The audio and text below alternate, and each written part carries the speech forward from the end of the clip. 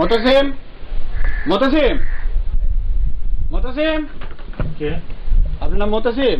Sir. আপনার নামে court থেকে একটা ওয়ারেন্ট আছে স্যার। আপনার নামে কোর্ট থেকে একটা ওয়ারেন্ট আছে, আপনাকে আমাদের সাথে একটু থানায় যেতে হবে। সেটি হ্যান্ডকাপ লাগাও। হ্যাঁ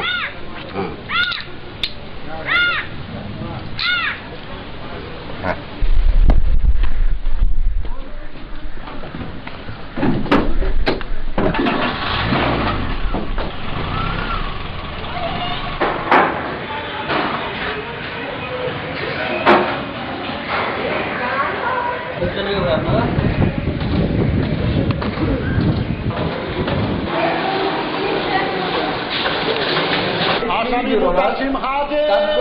আমার মক্কেল মোতাসিম, তার বিরুদ্ধে যৌতুক নিরোধ আইনের 4 ধারায় মোকদ্দমা করা হয়েছে।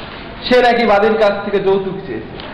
মাননীয় আদালত, আমি তার সম্পর্কে একটু বলবো, যা শুনলে আপনি নিশ্চিত ধরে নেবেন, নিশ্চিত বুঝবেন যে আমার মক্কেল কখনো যৌতুক চাইতে পারে না।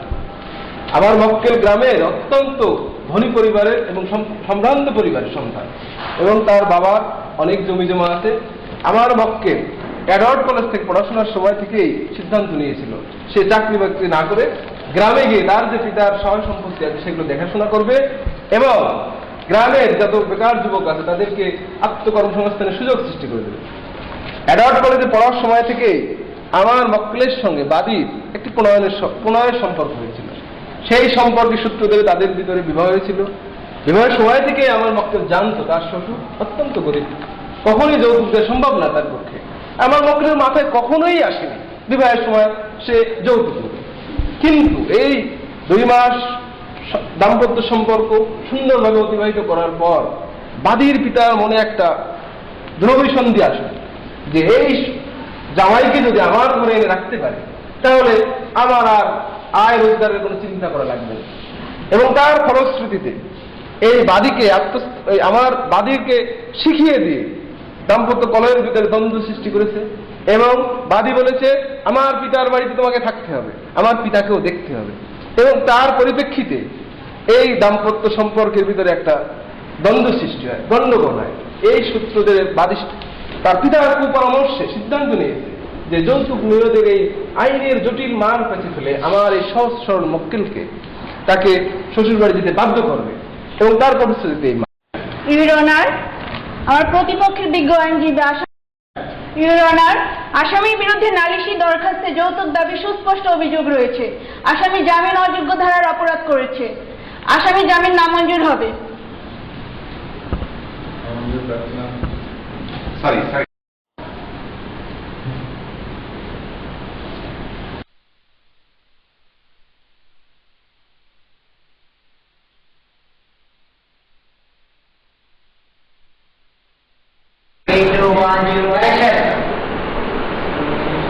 জামিনের দরখাস্ত নামঞ্জুর।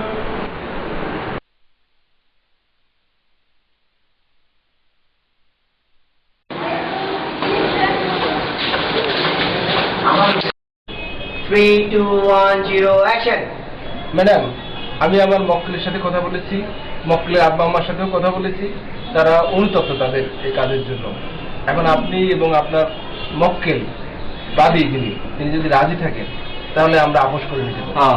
আমার বাদিনী কিংবা আমার কারোরই আপোষের সমস্যা নেই, কিন্তু আমি আপনার কাছ থেকে আসামির বাবা এবং মায়ের কাছ থেকে এই নিশ্চয়তা পেতে চাচ্ছি যে শুধু জামিনের জন্য যেন এই আপোষটা না হয়। আমরা চাচ্ছি আসামি এবং বাদী সুখে শান্তিতে সংসার করবে। আপনাদেরকে এই নিশ্চয়তা না দিলে আপোষে আমার অসম্মতি আছে। জি, আমিও সংসার করতে চাই। আপোষ করতে তাহলে তো আপনি শুনলেন, সবাই আপোষ করতে চায়, এখন আমরা আপোষ করে দিই। ঠিক আছে, যদি এটাই হয় তাহলে আমাদের আপোষে কোনো সমস্যা নেই। বাদী এবং আসামি সুখে শান্তিতে থাকবে, সেটা আমরা সকলেই চাই। আমি এগুলা করবো না। তাহলে আপোষ হয়ে গেল, এখন আপনারা সুখে শান্তিতে সংসার করেন। হ্যাঁ বৌমা, মিলেমিশে চলেন, আমরা যাই। চলো বৌমা, তোমার নিয়ে যাই। বেশ স্যার, বৌমারে নিয়ে যাই আমি। আপনি কিছু মনে করেন না? বাদীর উপর যেন কোনো নির্যাতন না হয়। না না, চলো মা, চলো। আপনার ছেলেকে ভালো মতো বুঝে চলেন, যাই আমরা। আপোষ হয়ে গেল। হ্যাঁ, ভালোভাবে থাকবেন। তুমি বৌমারে নিয়ে যাও। আসো আসো।